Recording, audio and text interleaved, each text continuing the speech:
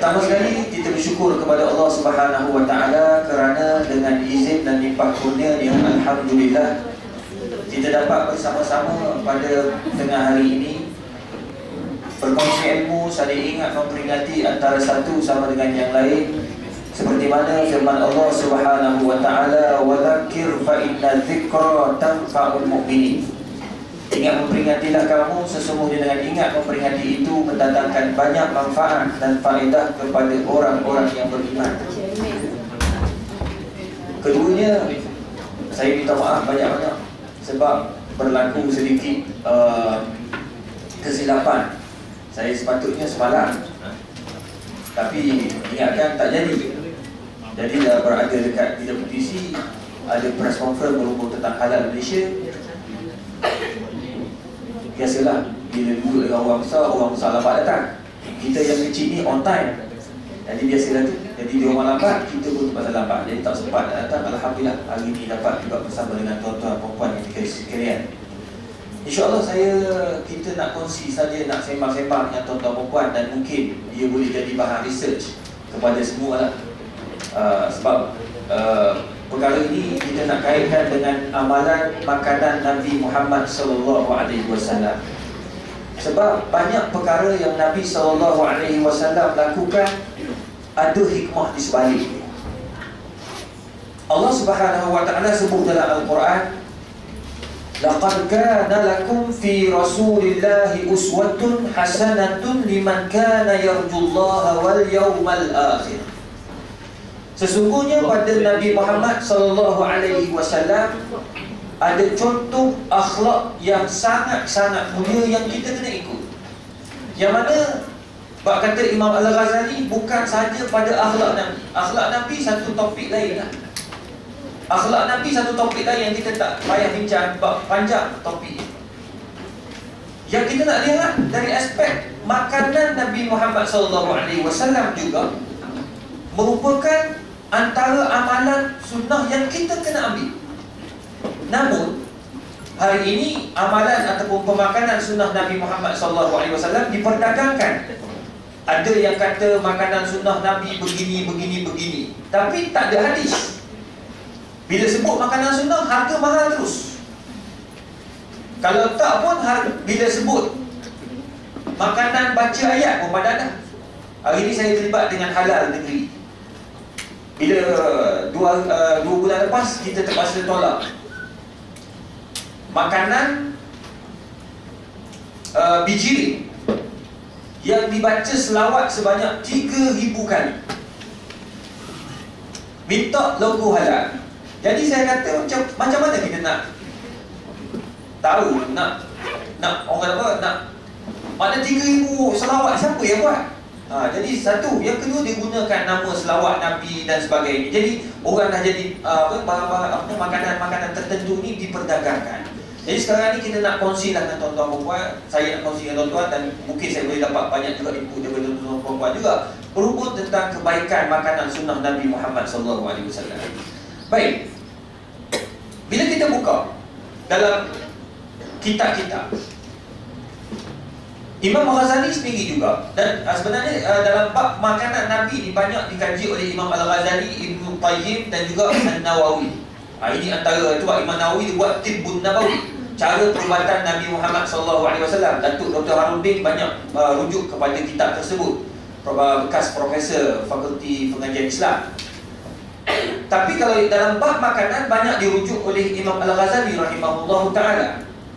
Antara prinsip ataupun pola makanan Nabi SAW, pertama sekali, ya, Nabi SAW la yamassu illa khaira.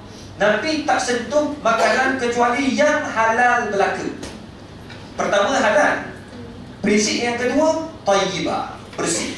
Ini yang Allah sebut dalam Al-Quran, yang Allah sebut dalam surah Al-Baqarah ayat 172. Allah kata apa?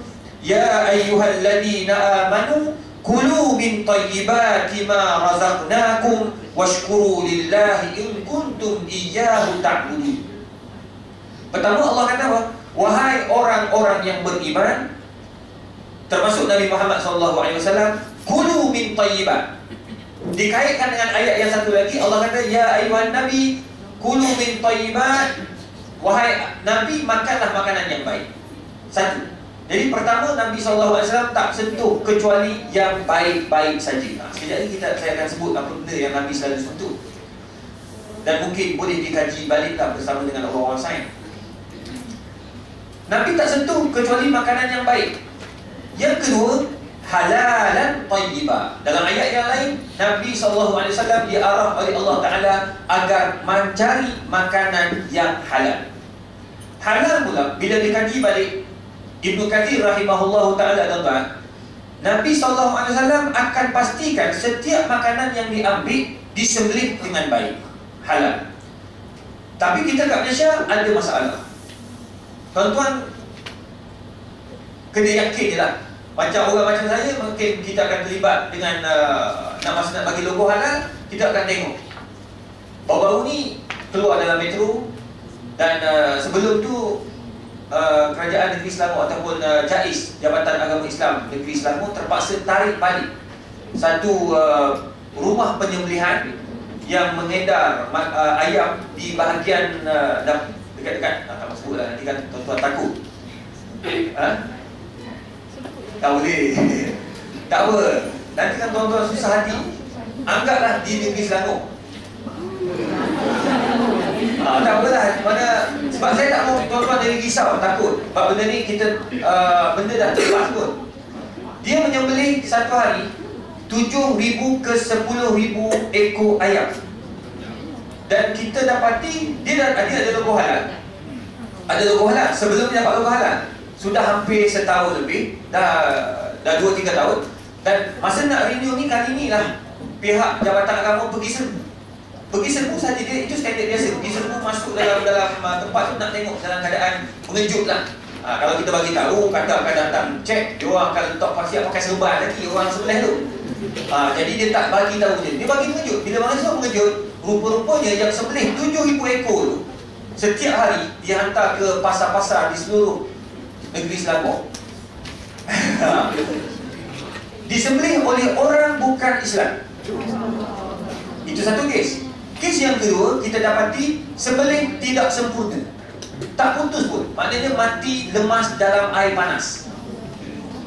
Kita tarik balik dan minta pihak berkuasa saman dan seumpamanya. Tapi nak cerita bagi kita hari ini macam mana nak buat? Tak lain dan tak bukan ikut sunnah Nabi SAW. Kita cuba, saya tahu kalau tanya tuan-tuan puan-puan, saya sebut tuan-tuan puan boleh kan? Takut ada yang profesor, saya anggap semualah tuan-tuan puan-puan juga, lebih umum. Sebab yelah, kadang-kadang ada orang kata, oh saya datuk tu, saya nak panggil pun tak tahu yang mana satu, kecuali letak limited source kan. Bila program besar-besar, kadang-kadang kita panggil datuk-datuk je lah. Sebab walaupun dia ada Tan Sri, datuk tu yang utama, base dia, panggil yang base.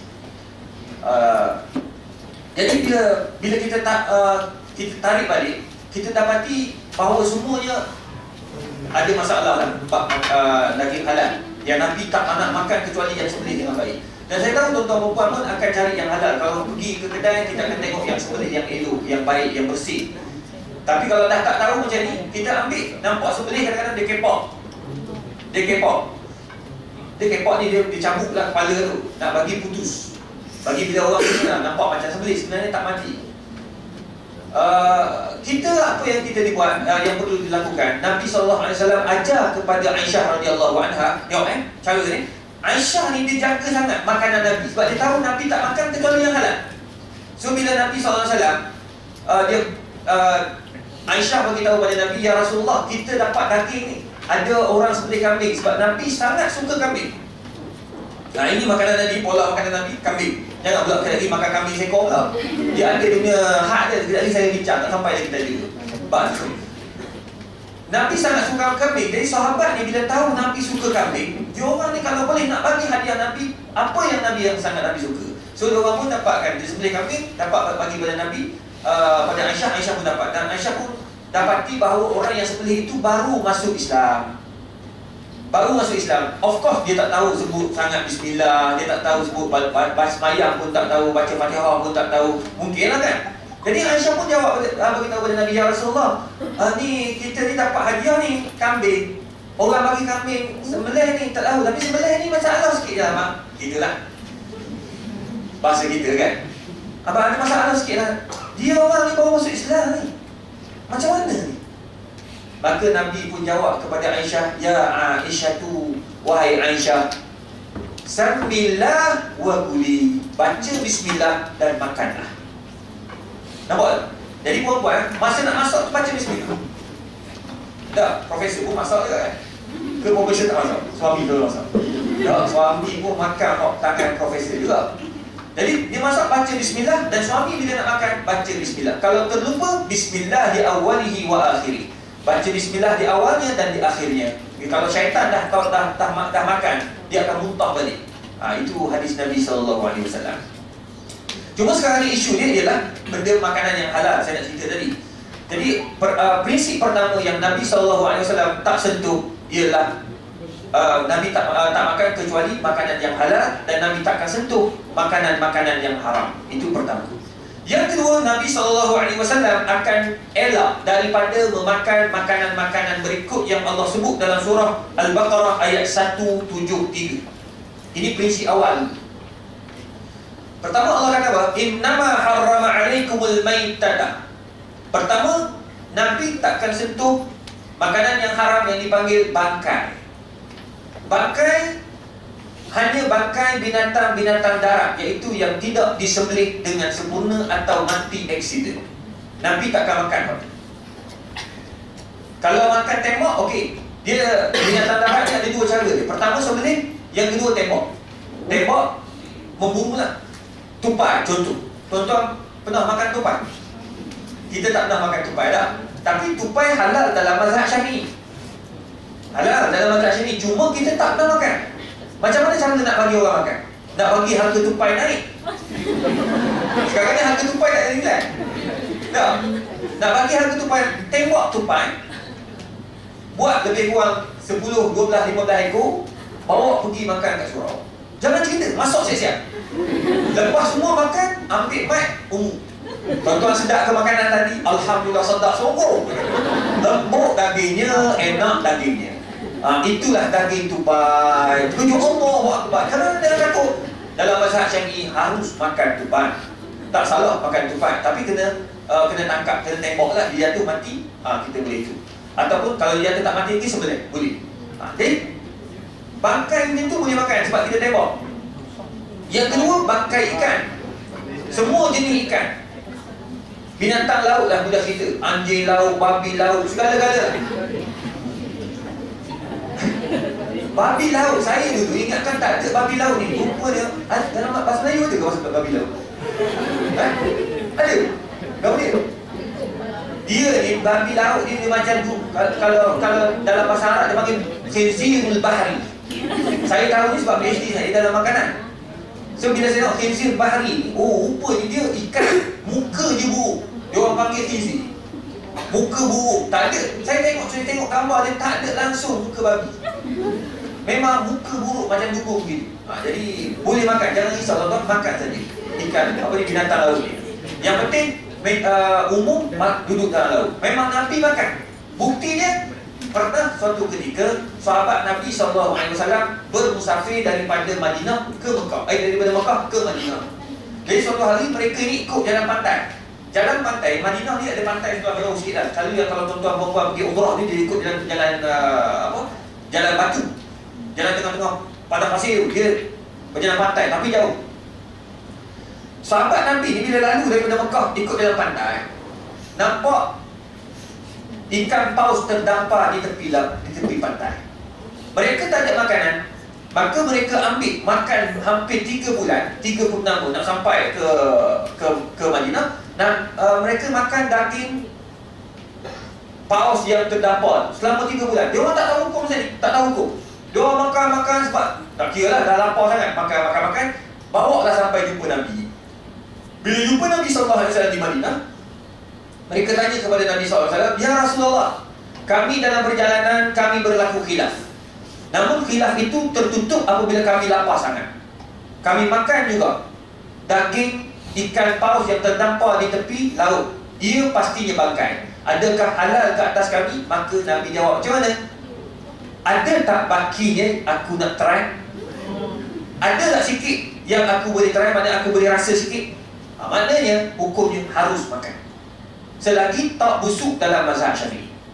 Jadi sekarang ni dalam prinsip yang kedua, selain daripada Nabi hanya sentuh makanan yang halal dan Nabi tak sentuh makanan yang haram. Makanan yang haram yang disebut oleh Nabi SAW, yang Allah sebut dalam Quran, iaitu bangkai. Bangkai laut tak ada masalah. Orang cuma sekarang ni orang bincang isu ikan pakasam dan sebagainya. Itu isu yang ada khilaf ulama tak. Tuan-tuan nak makan ikan pakasam, makanlah. Apa isu dia? Sebab kita, orang yang buat ikan pakasam ni dia rebus buruk sekali. Sebab Nabi sebut dalam hadis Nabi kata tahuru ma'uhu wa hillu maitatu. Air laut, air sungai dan sebagainya suci untuk bersuci, dan bangkai dalam laut tu semuanya boleh dimakan walaupun bangkai. So boleh makan. Jadi di situ ulama khilaf, adakah termasuk perut juga? Adakah termasuk tahi juga? Kalau isu tahi, maknanya tuan-tuan pagi-pagi makan apa? Ikan bilis tu kena tanya. Orang kedai itu basuh tu belum tentu. Apatah lagi buang perut tahi ikan dalam apa, ikan bilis. Memang dia orang tak buang ni. Kecil-kecil tuan-tuan. Dah lah harga mahal. Dia ikan bilis ni lagi besar, lagi murah, lagi kecil, lagi mahal. Ini metodologi memahami ikan.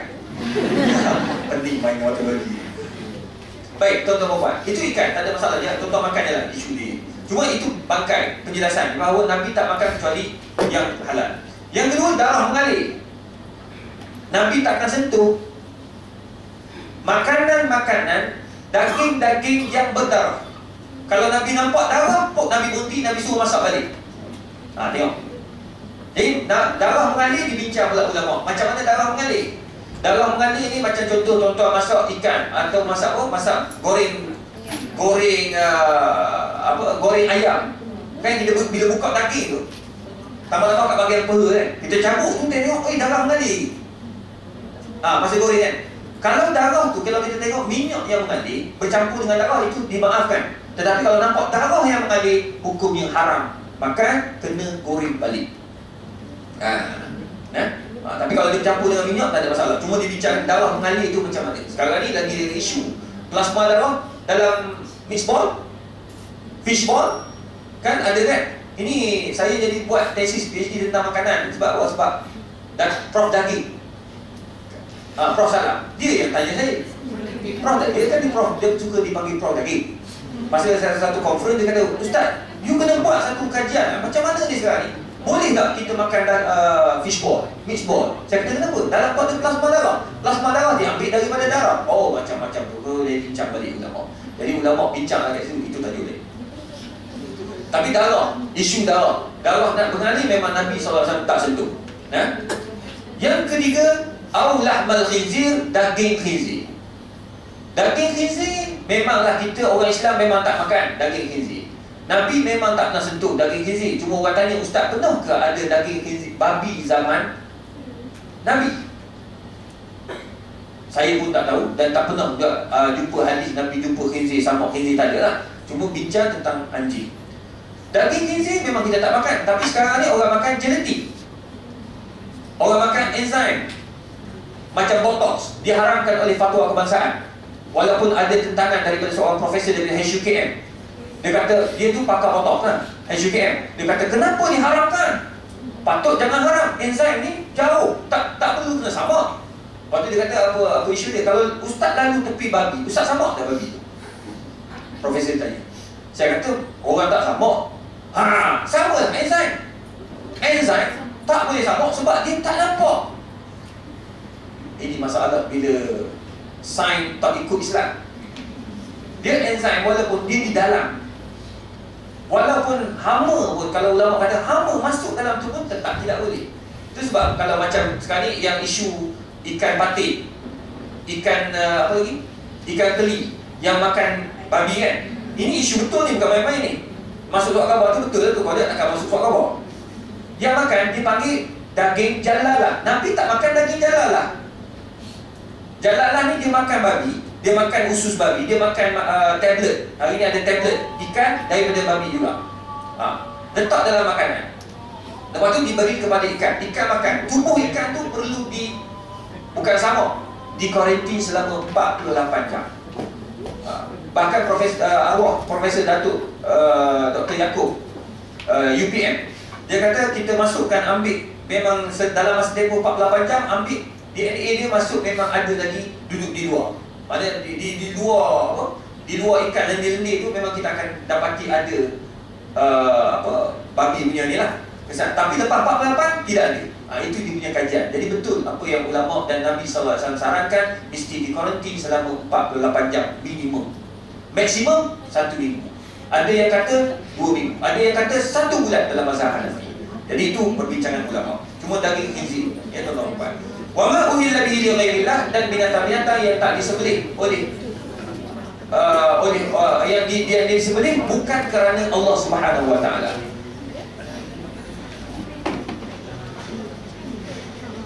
Ambil air letak tempat lain. Tak boleh duduk yang sama. Diambil, diletakkan tempat yang lain. Dan sekarang Jakin buat macam tu.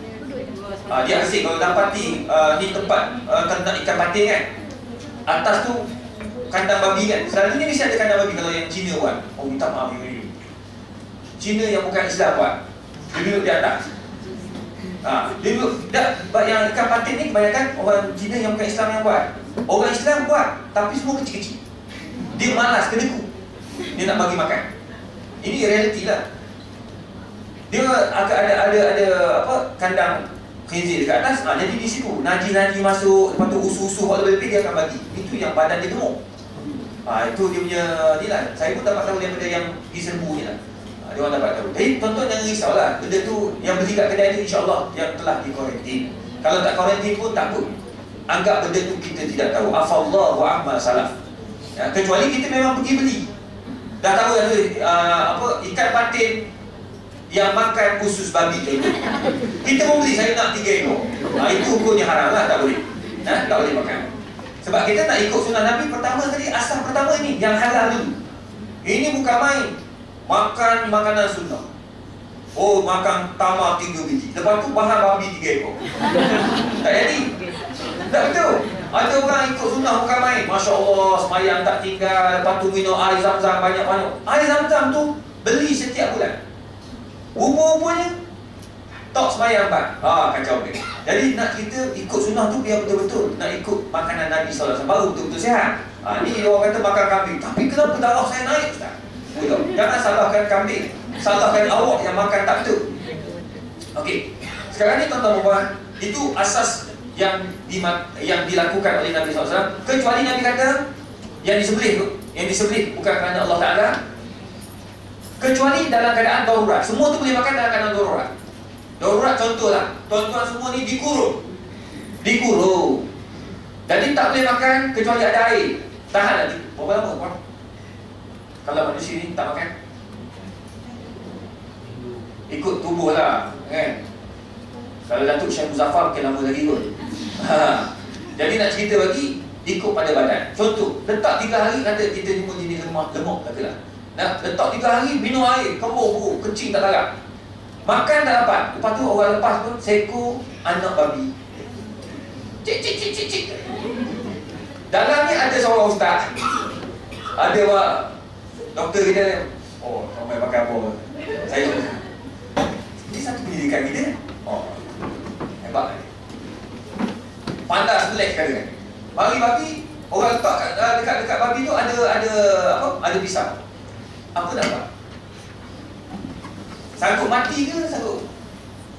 Saya cakap benda ni pada Ustaz Don. Ustaz Don kata, Syekh, biar anak mati Syekh. Tak apa. Biar anak mati tak apa. Daripada makan babi.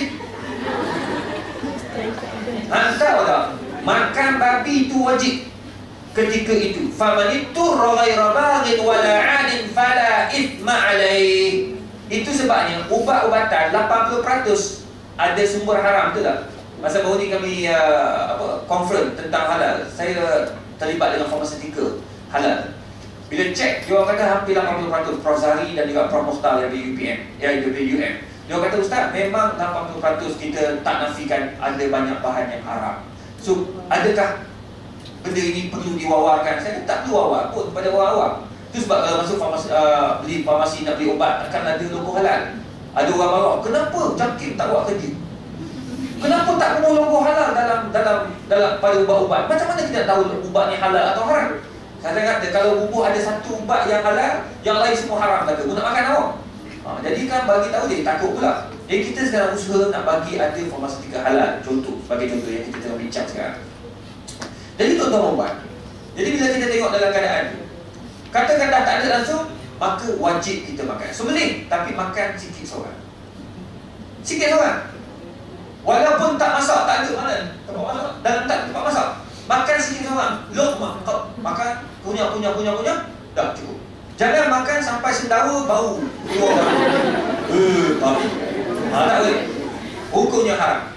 Jadi makan sekadar, itu dibincangkan oleh para ulama, faman itu rabai dalam keadaan darurat. Dalam banyak perubatan kebanyakan kita dianggap sebagai darurat. Cuma Prof Zami, Prof Syed Azhar dari PUSM, pakar farmastika, dia kata sampai bila ustaz kita nak bincang, nak kata darurat. Kamu lah, kita dah tahun 2014. Kita masih nak kata darurat. Mana kerajaan kita pula di bawah kerajaan pula? Saya kata itulah, nanti kita bincang lah. Dan benda tu betul, sampai bila kita darurat. Sebab yang pegang bidang farmastika ni kebanyakan orang bukan Islam. Jadi dia orang nak yang paling cheap, yang paling murah. Jadi cara nak buat macam mana? Kita tuan-tuan tanggungjawab tuan-tuan lah. Saya tak bertanggungjawab dalam hal ni. Saya hanya boleh bagi hukum je. Tuan-tuan yang fikir betul. Baik, sekarang ni apakah makanan, pola makanan Nabi SAW? Selain daripada yang halal dan haram tadi kita dah tahu lah.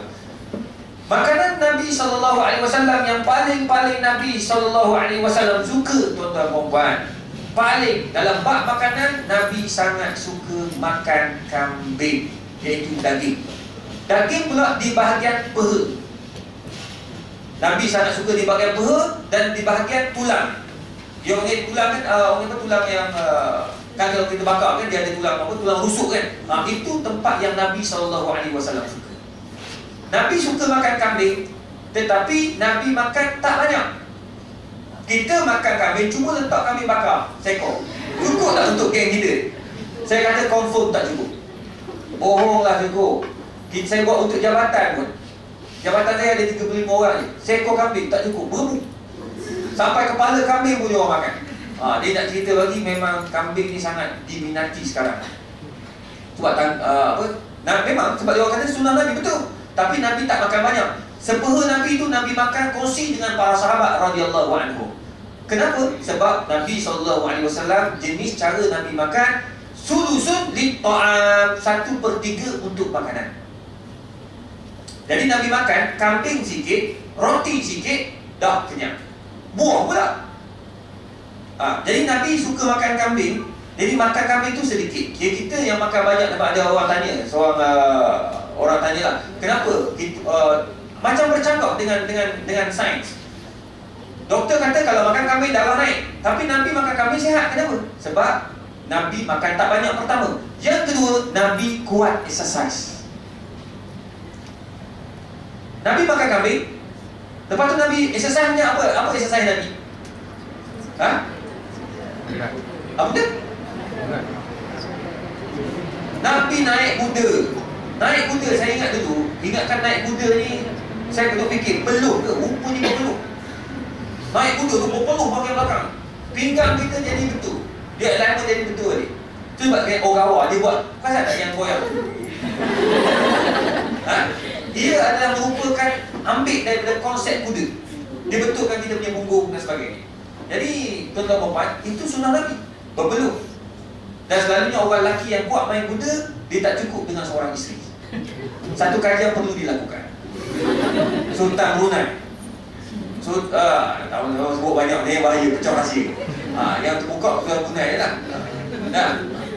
Jadi kuda tu memang dia ada ni lah. Dan saya jumpa dengan seorang, masa saya kursus, ada seorang doktor juga daripada HUKM. Dia kata, Ustaz, main kuda ni sangat bagus untuk kelakian. Untuk orang perempuan betul tak? Untuk rahim, wallahualam dia cakap kan. Jadi ada baiknya apa yang Nabi SAW buat. Itu yang pertama, kuda. Pakar beli kuda beri harapan. Yang kedua, Nabi SAW suka berenang. Itu sebab Nabi makan kambing, makan daging, Nabi berenang. Kita berenang bila? Bila kita berenang? Prof, bila terakhir Prof berenang? Cuti sekolah pun sampai tengok cucu atau tengok anak. Kita bergerak. Dia berenang Nabi ni, berenang sungguh-sungguh sampai nampak otot Nabi. Nabi kalau berenang nampak otot, kepok dengan otot bahu Nabi. Kalau bukti dia, bila kita baca Syama'il Rasul, Nabi kalau berdiri, Nabi sedap berdiri. Kalau berdiri, Nabi nampak badan dia tegak ni. Dia macam bentuk sheep. Tapi tak ada macam Ghazali tu. Ghazali tu dia sheep dia tegak. Bila Nabi berdiri, perut tak ke depan. Perut Nabi dengan dada hampir sama. Betul. Nabi ni tu cantik kan Nabi. Kerana ikut sunnah. Dia tu. Kau nampak kan? Tak tu. Kawan-kawan ni. Dekat UKM mati tu Ahmad. Ahmad test kasut kat kedai kasut. Kena tengok sini. Kau tengok ni kenapa? Nabi tak tengok. Nabi dada dia bidang. Perut dia rata. Umur Nabi tak besar dan tak kecil. Bahu Nabi nampak tegak. Dan bayar tipai ketiak Nabi bersih. Dia sekali, hari itu sekali. Bukan, orang takut apa yang akan ketiak sekali. Tak ada, nak bagi tahu barang sahabat dia nampak. Umur Nabi bayar tipai. Dari putih ketiak Nabi itu maksudnya tak ada bulu. Nabi cukur ketiak setiap minggu. Esok hari Jumaat Nabi cukur ketiak. Kita bila cukur ketiak, bila terakhir.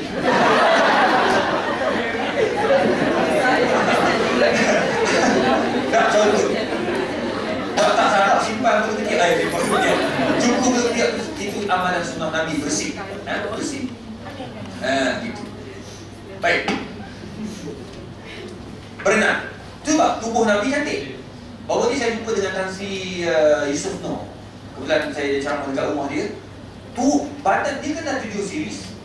7 series bukan BMW. Dia umur dia dah 70 tahun lebih. Bekas mantan UKM juga. Jadi dia ni dia kata, saya tengok, saya kecil perut dia, keras badan dia. Badan dia tu keras. Saya kata Tan Sri main besi ke? Kalau orang muda kan? Tak. Saya berenang dia. Betul lah sebab di rumah dia ada 3 biji rumah. Satu, 2 di kampung saya macam K4 itu. Lebih buat gitu lah. Tengah-tengah tu ada swimming pool. Dia rumah dia tengah, rumah anak kiri kanan. Cantiklah rumah dia tu, kan? Jadi tengah-tengah tu berenang, memang besar. Jadi memang dia amalkan. Itu bagus.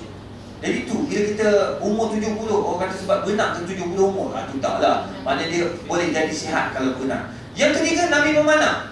Nabi suka main tarik. Kan? Rupanya memanah ni, ada kat UKM saya try main ni, memang sakit bahu kalau mula-mula kita memanah. Jadi itu sunnah Nabi SAW. Itu sebab badan Nabi itu sihat. Kita memang agak kurang sihat kerana pagi nasi lemak, tengah hari daging, petang makan, malam makan, esok macam tu juga amalan kita, kerja peluh tak? Yang peluh ketiak je. Betul tak? Badan tak peluh pun sebab kita tak exercise, tak bergerak. Jadi amalan sunnah Nabi makan tu, kita dapat lihat daging adalah yang paling Nabi SAW suka. Cuma Nabi selarikan dengan exercise. Yang kedua, Nabi SAW sebelum makan, Nabi akan mulakan dengan makan buah. Kita terbalik. Kita makan buah saja selepas kan. Kalau ikutkan kajian kat sini je, pakar-pakar sains makanan sini ataupun kesihatan, sejam mana betul Nabi buat lah. Kenapa makan selepas tu? Kenapa pihak yang bertanggungjawab Fakulti Sains ni tidak memaklumkan pada media makanan yang betul? Contoh, ada gurau. Kali kan visi baru kan dia cakap bab who are you? Tu dia tak faham tu. Dia minta pun, saya mempunyai jurnal, ada 30 jurnal ayat sahih. Dia tengok, okay. So what? Profesor senyap. So what? So I have lah. Ada no. Who are you? Pula dengan who are you pening. I am Fatimah lah. Jadi nak cerita, Sekarang ni orang tak tahu. Macam baru ni kami penceramah-penceramah TV lah dia lebih kurang gitu. Yang jadi mulut tak berapa nak jaga sangat ni. Yang dia lepas saya, Dr. Zulkifli Al-Bakri, Dr. Zaharuddin Abdul Rahman, pakar UIA, Ekonomi Islam, Prof. Muhayya. Jadi kami dipanggil, jadi makan sekali tu. Dia sama juga. Perdana Menteri punya makanan pun dia serve buah setelah kami makan. Jadi masa tengah makan saya kata kalau ikutkan sunnah Nabi dah tu, kita makan buah dulu. Oh ya, kita dah makan daging macam mana?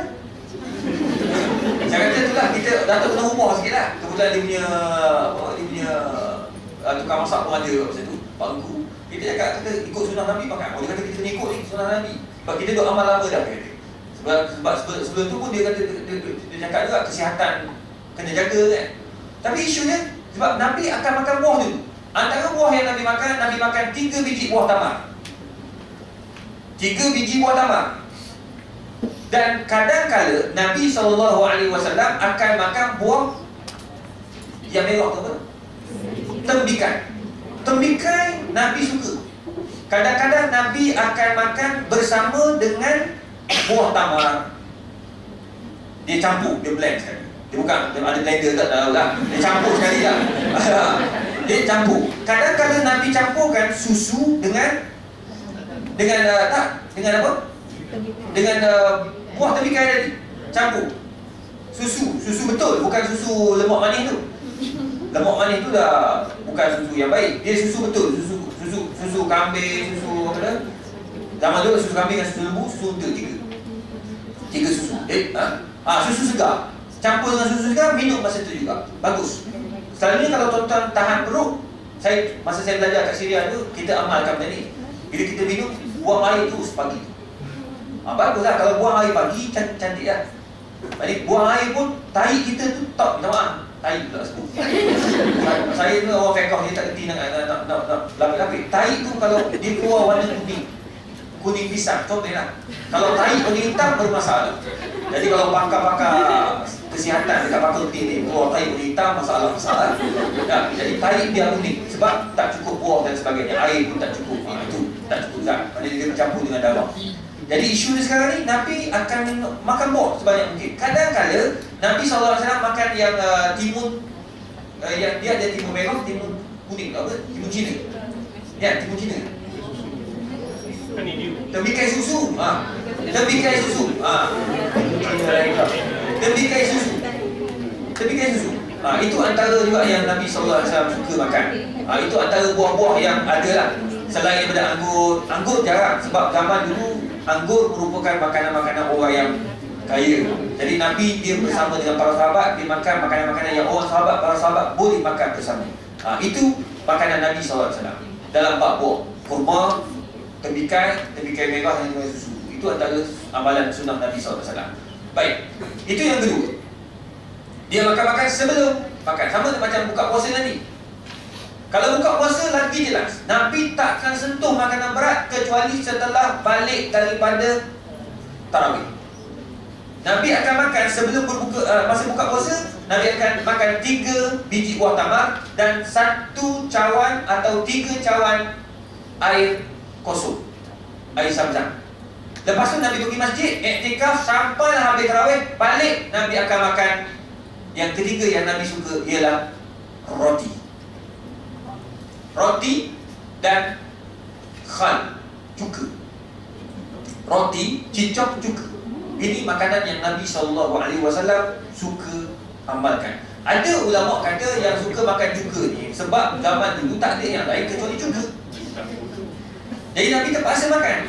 Tapi tak apalah. Dari aspek kesihatan saya tak pasti adakah ia bertepatan dengan apa yang Nabi makan atau tidak. Mana makan cuka tu memberikan kesihatan. Hari ni ada orang makan cuka nipah, cuka apa? Cuka buah, cuka getah dia tak boleh makan. Hak lain boleh makan. Cuka buah semua boleh makan. Jadi itu antara amalan Nabi SAW. Ada baiknya juga. Macam ayah saya, arwah ayah, dia punya kolesterol, dia punya badan dia jadi sihat sedikit lepas kena stroke. Dia amalkan makan cuka buah, cuka apple. Dia makan memang mama sakit kau habis semua ni. Tapi alhamdulillah sehat dengan makan benda-benda seperti itu.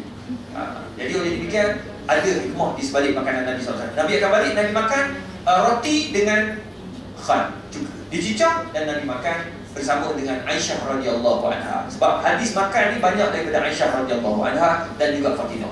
Dan Nabi pula makan, Nabi mulakan dengan bulu Aisyah. Tak tahu tak? Suara Aisyah baki tu baru masuk mulut dia.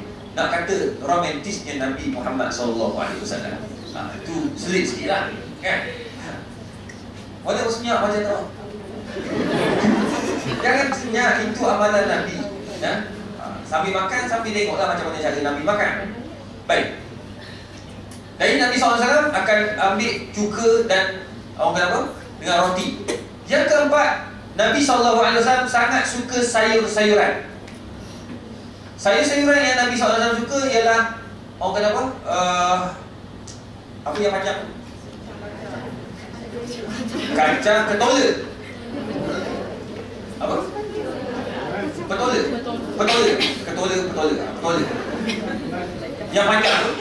Yang panjang tu Nabi SAW suka makan. Cara Nabi makan ialah dengan masaknya bersama dengan susu. Susu ni banyak dia. Santan tak? Santan tak ada dalam Nabi. Ini susu. Tapi saya tak tahu, adakah berbahaya kalau kita buat kari pakai susu? Tak kan? Saya jumpa chef kata kalau pakai susu lebih baik. Betul? Sebab santan tu dia kolesterol.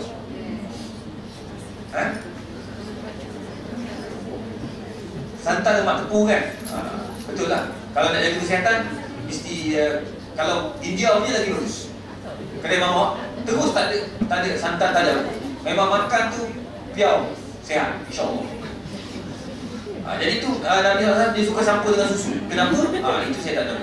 Itu tuan-tuan perempuan kena kaji lah. Kenapa makanan Nabi SAW itu baik dan baik untuk kesihatan. Sebab yang amalkan, yang banyak buat kajian, sebenarnya kalau orang-orang sains boleh buat kajian sama, cantik. Sebab kita boleh buktikan bahawa apa yang Nabi bawa dan apa yang sains nak buktikan itu bertepatan, tidak bercakap. Sebab nanti ada orang kata bercakap, sebenarnya tak bercakap. Cuma kita kena buat kajian. Baru ni saya jumpa dengan Prof. Wahaya. Nabi cakap dalam satu hadis, Nabi kata bila kita pakai jelak. Bila pakai jelak, kamu akan mata kamu akan sihat. Akan dapat kesihatan pada mata, kamu akan dapat cerah. Saya tanya Prof. Wahaya, betul tak Prof? Prof kata tak tahu, tak ada orang buat kajian lagi. Tapi selalunya kalau kita buat kajian mesti bertepatan. Dia takkan cakapnya itu dulu sekarang tak dah. Dah kalau ikutkan Prof mata kan. Tapi dia kata kena buat kajian. Tak buat kajian lagi lah maknanya. Jadi boleh buat kajian. Antara sayuran yang Nabi SAW suka juga ialah yang merah, yang carrot semua makan tu. Carrot semua makan. Carrot. Carrot antara makanan yang Nabi SAW sayuran. Nabi suka makan carrot. Antara yang Nabi SAW. Itu antara sayur-sayuran yang Nabi suka lah. Daging, kemudian sayur-sayuran, bijirin. Itu antara makanan Nabi SAW. Selain daripada itu juga, Nabi SAW dia akan banyak, orang kata apa, minta ataupun dia akan suka kepada sup sayur juga. Sup sayur dibuat sup. Macam mana sup? Macam perempuan tahu lah. Mana sup, Nabi akan makan makanan yang berkuah. Kalau daging itu bisa ada kuah. Kalau makan sayur itu berkuah. Jadi begitulah lebih kurang cara Nabi SAW makan. Jadi sebenarnya kalau dengan adanya air yang banyak dalam badan boleh mendatangkan kesihatan. Selain daripada Nabi SAW sangat kuat minum air. Nabi tak minum air-air yang macam pelik-pelik. Macam dulu dia ada dira. Zaman Nabi dulu dia ada makan minuman yang manis. Tapi Nabi jarang minum. Nabi banyak minum air kosong. Tetapi Nabi juga sangat suka kepada pemanis. Pemanis ni kalau orang Arab dia panggil halawiyat.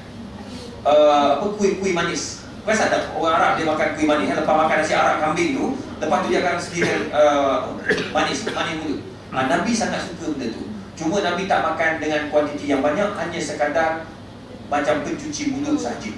Jadi dessert juga adalah sunnah Nabi juga. Cuma salah kita ni terlebih makan. Sebab Nabi makan 1/3 je.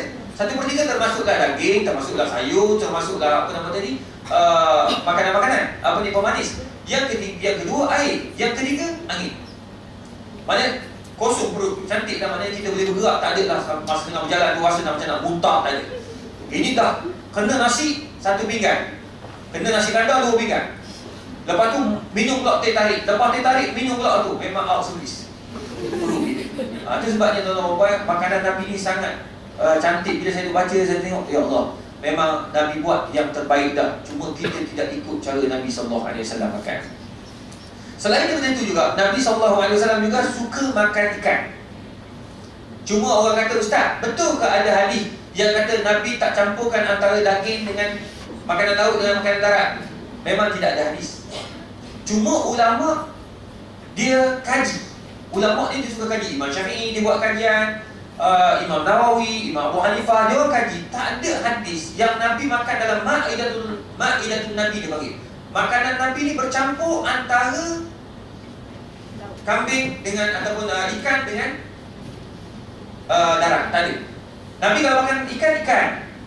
Kalau Nabi makan daging. Sebab Nabi dia tak makan banyak. Dan makanan Nabi pun agak terhad. Jadi bila orang bagi ikan, dia akan makan ikan. Kalau makan daging saja. Jadi Nabi tak akan berlebih-lebihan dalam bab makanan. Cuma orang kata hari ni, Ustaz, macam mana kalau kita makan ikan tom yam campur, tom yam seafood, dalam tu ada udang, ada ikan, ada daging ayam, semua sekali ada. Dulu lah, sekarang banyak sampah kita beli. Beli tom yam, tengok ada lah ayam sekol, ayam sikit, udang separuh. Saya lebih tu bawang banyak. Jadi Nabi memang tidak ada hadis. Cuma dia, saya tak tahu lah, tuan-tuan mungkin boleh buat kajian juga. Adakah baik campur antara makanan darat dengan makanan laut? Itu mungkin pihak yang bertanggungjawab lah, macam tuan-tuan perempuan bahagian kesihatan, bahagian makanan ni, dia orang boleh buat kajian. Sebab nak lihat sejauh mana makanan Nabi itu bertepatan dengan sunnah dengan cara hidup yang sihat. Baik, itu bab daging dengan dengan ikan. Sama juga Nabi SAW tidak akan makan perkara-perkara yang makruh. Antaranya bawang putih, bawang merah, dua-dua ni Nabi tak sentuh. Orang Arab dia suka makan hidup-hidup, maknanya tanpa masak. Kan kalau dia makan roti, orang Arab dia akan potong penuh bawang dia akan makan begitu. Saya sebenarnya dia orang kata bawang ni boleh dia mengatasi untuk kanser. Jadi orang makan, macam kita makan makan sate kan, kita makan sate kacang, dia akan sediakan bawang dengan timun. Bawang sebenarnya bagus, sebab orang Arab dia suka bakar. Makan bakar, dia akan makan bawang. Dia kadang-kadang dia bakar sekali dengan bawang sekali. Jadi makan bawang tu rasa manis. Jadi dia balance kan antara benda yang membakar dan juga ni lah dengan bawang. Nabi tak makan tu. Cumanya kita hari ni macam di sate kacang, dia tak letak dah bawang buang saja. Jadi dia orang tak tipu dia. Sebenarnya baik, ada orang kata baik. Cuma Nabi tak makan tu makruh sebab berbau. Tu je. Nabi jawab balik, kamu makan-makanlah. Kita nak makan-makan, jangan balik lagi masak tak ada orang. Lepas tu suami kata, kenapa rasa tak sedap masakan awak ni? Hari ni ustaz ajar kata jangan makan bawang. Saya tak ajar tuan-tuan. Cuma Nabi tak makan bawang kerana berbau, itu je. Dan di situlah ulama dia kaitkan bahawa yang dimasukkan juga bau busuk ni termasuk termasuk dengan petai, jering, rokok, semua termasuk. Rokok, isap rokok sebelum sembahyang makruh. Tapi isap rokok haram dekat fatwa Malaysia. Itu je. Jadi nak cerita bahawa Nabi SAW ni dia tak makan benda yang makruh, yang busuk. Termasuklah daging dog. Daging dog ni biawak pasir. Doktor tak pernah makan. Sedap ke? Cukup. Dulu saya tak makan juga, tapi bila orang tipu saya macam tu lah, macam makan tupai tadi. Makan sedap, rupanya daging biawak. Jadi memang sedap lah. Biawak ni para sahabat makan, bukan biawak sekarang, bukan kat Malaysia ni, biawak Arab. Sebab biawak Arab dia makan buah-buahan, dia makan ni je. Dia minum air dan dia makan rumput. Tapi yang kat sini tak boleh, dia makan macam-macam potong. Jadi kat sana tu dia makan, ditangkap, dia orang masak. Sahabat makan depan Nabi tak larang dan Nabi tak suruh makan. Jadi makruh, Nabi tak makan. Itu antara makanan-makanan makruh yang Nabi SAW elakkan daripada memakannya. Cuma apa yang saya nak tekankan kat sini, makanan Nabi SAW ni sangat simple. Nabi tak makan banyak dan Nabi makan dengan kuantiti yang sepatut. Kita telah makan dengan berlebihan, gula berlebihan, garam berlebihan dan daging itu berlebihan, sehingga kan kita lupa yang asas-asas ni menyebabkan kita kena penyakit wa'iyadzubillah ini tadi. Jadi saya rasa itulah lebih kurang rumusan yang saya boleh kongsi dengan tuan-tuan dan puan berhubung pola makanan Nabi SAW. Cuma ada waktu makanan Nabi ada sedikit khilaf. Ada ulama kata Nabi tak makan malam, Nabi makan sebelum maghrib. Kecuali pada bulan Ramadan Nabi balik semayang baru Nabi sentuh. Itu pun tidak banyak. Jadi Nabi tak makan kecuali sebelum maghrib ataupun di waktu petang. Dan saya rasa itu pun terbukti kan. Yang kalau diet pun dia suruh makan pukul 6 petang. Jadi kalau makan malam itu agak sukar untuk dia menghadap dan sebagainya. Jadi oleh demikian mungkin itu kita boleh amalkan bersama untuk amalan-amalan sunat Nabi SAW. Antara amalan Nabi SAW juga selain daripada makan ni, Nabi dia amalkan sembahyang tahajud setiap pagi. Sembahyang tahajud ni Nabi tak pernah tinggal. Bahkan dibuktikan oleh satu kajian yang dibuat oleh di satu dalam jurnal Riyadh. Dia buat kajian sembahyang tahajud di waktu pagi boleh menyegarkan dan tak memerlukan kepada orang untuk berjalan. Nanti kalau pagi orang yang tak bukan Islam, dia exercise pagi kan, dia berlari pagi nak bagi peluh. Tapi kalau kita orang Islam pagi-pagi amalkan sembahyang tahajud sekurang-kurangnya 12 rakaat bersamaan 2 jam, sudah memadai kita untuk apa? Untuk tidak exercise di waktu pagi. Begitulah dia buat kajian dekat Riyadh. Itu kajian yang dia buat. Jadi mungkin sebab dia rukuk, dia sujud, pergerakan dia macam exercise di waktu pagi. Wallahu a'lam bishawab. Mungkin saya buka soalan kalau nak tanya rukuk kita.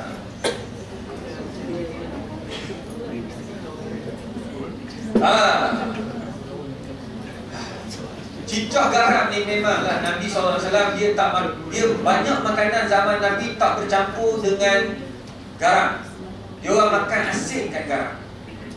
Jadi sekarang ni orang nak ikut zaman sekarang, dia ikut, dia ambil hadis secara umum, tapi dia tak tengok zaman tu macam mana, keadaan zaman dulu. Zaman dulu dia orang makan daging. Okey, contoh Nabi makan daging bakar. Letak daging bakar depan Nabi, daging ni tawar. Nabi ambil daging, Nabi cincang dengan garam. Ataupun Nabi letak garam kat lidah, dah rasa masin, Nabi ambil apa? Kambing, makanan dan sebagainya, letak kat mulut. Jadi rasa tu seimbang. Dia cantik lah. Dan makanan Nabi ni memang ada garam. Cuma orang datang dia kata kita dah makan kari ada garam, sambal ada garam, ada budu pula. Tak, budu pula. Dia mau pula garam kat sini. Saya kata pula apa garam ni? Ikut sunnah Nabi kan. Tak betul tuan-tuan. Nabi buat sebab zaman Nabi, makanan Nabi tu memang tidak ada garam, kosong. Jadi oleh demikian Nabi makan, dia tak, dia rasa masin kat lidah, Nabi makan kambing tanpa rasa masin. Dia tak berlebihan masin dan rasa sedap bila makan. Itu sunnah Nabi. Sama juga ada orang kata, Ustaz, tak boleh Ustaz pakai cincin sebelah kiri ni, ikut sunnah Nabi lah, Nabi pakai gini. Gitu. Betul, Nabi pakai cincin ni orang lelaki. Jadi ikut sunnah betul lah, pakai kanan. Kenapa saya pakai kiri? Sebab kita kena faham, Nabi dulu masa dia makan, Nabi makan roti. Makanan yang Nabi makan zaman Nabi ialah roti. Cara makan roti ialah dengan 3 jari. Ke dia orang makan roti gini? Allah sangat gitu. Orang tak makan 5 jari, dia makan 3 jari. Makan roti ni, cabut 3 jari. Nabi makan roti, 3 jari Nabi cabut, cicak dengan khal. Nabi makan. Tak, 2 jari ni tak ganggu. Kita kalau pakai cincin sebelah ni, makan nasi kau lagi. Tak masuk lagi zaman durian. Makan bulu durian gitu. Melekat habis dekat celah. Jadi mengganggu. Oleh demikian tidak salah kalau pakai. Yang penting pakai cincin itu sunnah Nabi dah. Cuma jari itu kita ubah, tak ada masalah, tak menjadi haram tu. Ni sampai kita pakai itu sunnah pakai kat apa? Dekat cincin tu penuh nasi melekat. Minyak lagi apa semua tak. Lemak pun tak buat. Dia basuh pun basuh tangan, dia tak basuh cincin dia tu. Time malam nak tidur dia tak berus dia punya cincin. Akhirnya kuman dekat situ. Na'udzubillah. Jadi akhirnya jangan nampakkan Islam itu nampak buruk, tetapi kita tunjuk Islam itu nampak cantik. Itu sangat baik. Ya. Kebetulan saya tengok doktor ni. Malam saya di Bandar Baru ni ada seorang profesor UKM lah, ditanya pakai ni pakai tu botai kan. Boleh ke tak? Saya kata harus. Tak salah pakai botai, tak salah pakai tie. Yang penting jangan kata aku pakai ni sebab nak ikut orang kafir. Itu je lah. Jadi isu kan. Jadi orang kalau botai tak boleh pakai. Tak ada masalah lah, pakai lah. Yang penting Islam nampak kemas. Yang penting tutup aurat. Jangan pakai botai, baju tak pakai. Itu tak boleh lah kan. Jadi tak ada masalah pakai. Yang penting orang Islam nampak kemas. Kenapa orang Islam? Saya kata kebetulan saya ingat semalam. Saya kongsi kata. Allah Alam. Ada lagi ke soalan? Ibu.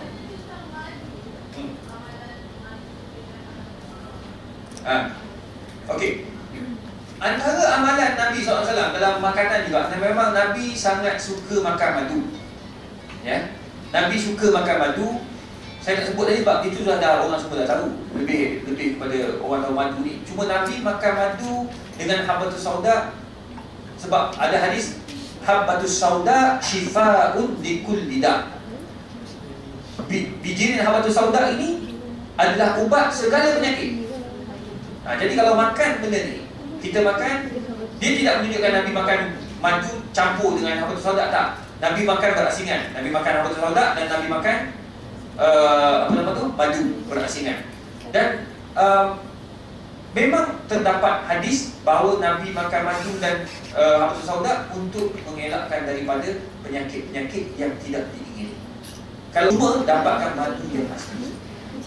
Habbatus sauda semua asli. Madu dia ada masalah sikit. Tablet, kapsul.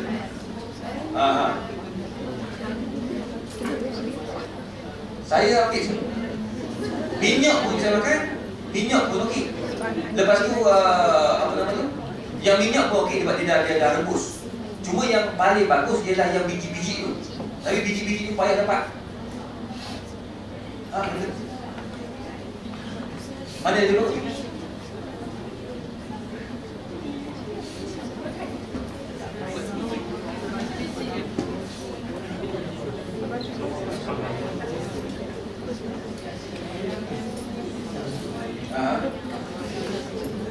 Yang oil yang dia dalam tablet ataupun dia dalam yang oil dia sebenarnya dia daripada situ jugalah, daripada habbatus sauda lah kan. Habbatus sauda syifa boleh tidak boleh makan, tak ada masalah. Cuma yang kita risau ialah madu. Jadi kalau beli kalau dapat kenal orang-orang terdekat, sekarang ni yang jual benda tu Ustaz Hasli. Ustaz Hasli Bollywood dengan Ustaz Syed Nur Hisham. Dia orang memang dapatkan apa nama tu? Dapatkan madu dengan habbatus sauda daripada Yaman betul.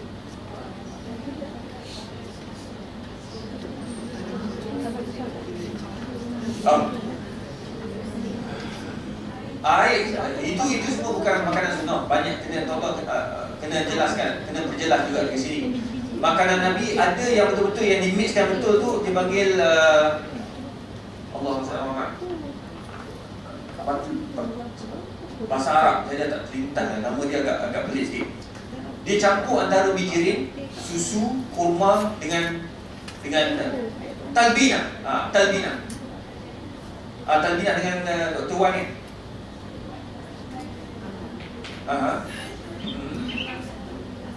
Betul kan? Talbina.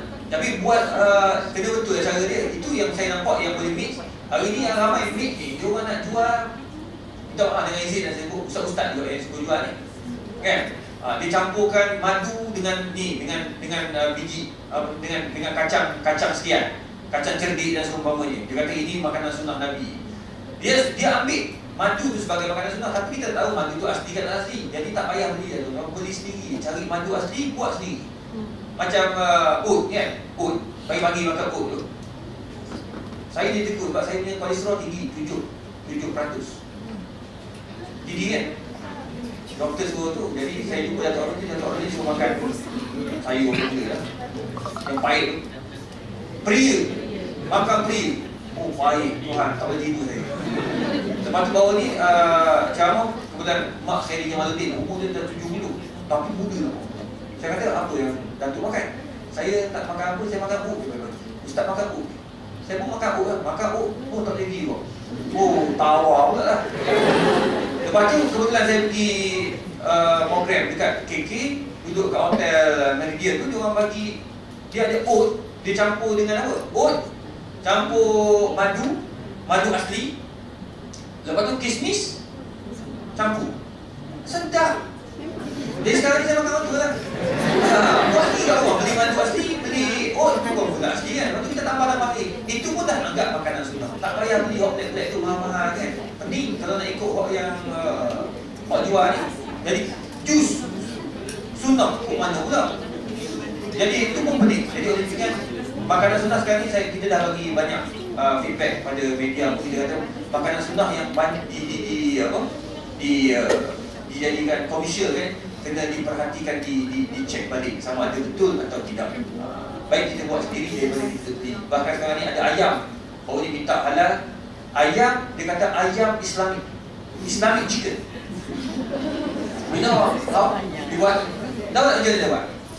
Ayam ini daripada telur lagi dah dengan Quran 30 juzuk. Nampak? Hebat kan? Jadi dia akan letak Quran keliling dalam lubang ayam tu. Dia buka Quran. Jadi mak ayam dan juga telur ayam akan bersama dengan Quran sampailah ayam tu menentang, lepas tu membesar sampai disembelih. Masa sembelih pun baca bismillah dan bunyi Quran lagi. Oh, jadi Quran itu untuk ayam. Sedangkan Allah kata warattilil Qur'ana tartila. Manusia kena baca Quran, bukannya ayam dengar Quran. Jadi ni pun juga seekor ayam RM30. Sebab ayam Quran kan mahal sikit. Jadi oleh demikian jangan tertipu lah. Saya nasihatkan agar kita sama-sama tak tertipu dengan makanan sunnah. Saya memang tengok pun saya kadang-kadang berhati-hati juga lah. Baik kita beli yang macam yang Nabi makan tu, kita beli satu-satu, kita buat sendiri kat rumah. Itu pun dah sunnah Nabi SAW. Ya, buah delima ada.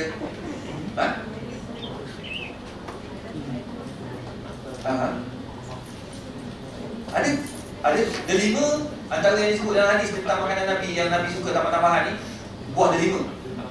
Buah delima, buah tin. Wat-tini waz-zaitun. Yang kedua, minyak zaitun. Minyak zaitun kalau negara Arab, kalau nak ikut sunnah betul, dalam masakan tu guna minyak zaitun. Kalau kata kat Malaysia memang botak kepala kita. Mahal, harga RM15 sepotong biji. Tak boleh. Jadi kita makan sikit-sikit lah. Guna, kalau ada yang mampu tak ada masalah. Amalkan minyak zaitun. Minyak zaitun ni dia kurangkan kita punya kolesterol. Juga dia memang baik. Jadi macam buah delima antara sunnah Nabi lah. Memang Nabi makan. Sebenarnya zaman Nabi ada buah delima dan Nabi suka makan buah delima tu. Sebab dia manis, dia kecil, dia merah. Jadi memang ada riwayat yang Nabi suka makan. Cuma Nabi pun sama juga, Nabi tak makan dengan kuantiti yang banyak.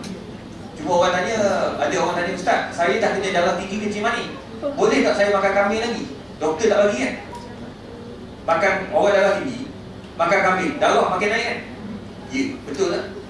Sebab Nabi suruh makan sebelum kena penyakit. Dah kena penyakit baru nak start makan kambing, tak payah. Jadi kena faham di mana suasana Nabi SAW ajar. Kenapa kopi? Tak ada. Tak ada hadis yang kata Nabi suka minum kopi, tak ada. Aduh, jual kopi pula, kopi sunnah pula. Tak ada, kopi kita je suka minum. Tambah-tambah kopi luar kan, yang keluar daripada perut musang. Tak apa, halal, tak ada masalah, sudah ada difatwakan halal. Haram bila ambil kopi daripada tahi tu makan terus. Atau pergi blend sekali, tak boleh. Dia mesti dah berlaku proses. Sebab dia buang yang luar yang dalam. Itu tak ada masalah, boleh. Tapi itulah kopi yang paling mahal.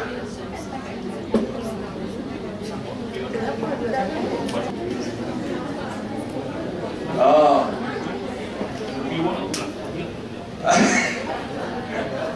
Ni ada soalan yang menarik tuan-tuan. Bahawa ni ada isu biri-biri khinzir kan. Itu dipanggil transgenik.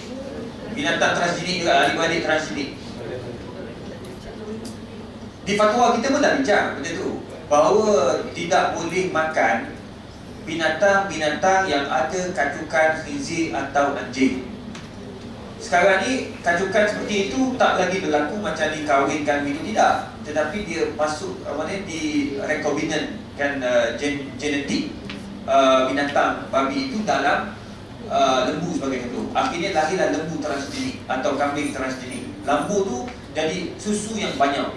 Susu tu pula lembu kan susu dia sikit. Kan kita kan kekurangan susu. Jadi bila susu sikit, dia orang lembu babi banyak susu. Dia 12 tetek. Jadi bila banyak tetek, mestilah pasti dia banyak susu. Jadi dia orang letak dalam lembu. Jadi lembu ni jadi banyak susu. Bila susu ni boleh tak makan lembu tu? Dipanggil lembu transgenik daripada gen babi. Hukumnya tetap haram kerana dapat detect lagi dia punya DNA babi dalam lembu. Maka hukumnya haram. Dekat US dah ada, cuma tak masuk lagi di Asia. Masih dikawal, alhamdulillah. Jadi tak boleh makan? Siapa dia tak boleh. Dia banyak lagi benda pun nak sebut. Tak boleh. Hukumnya tetap haram. Memang tak ada. Allahuakbar.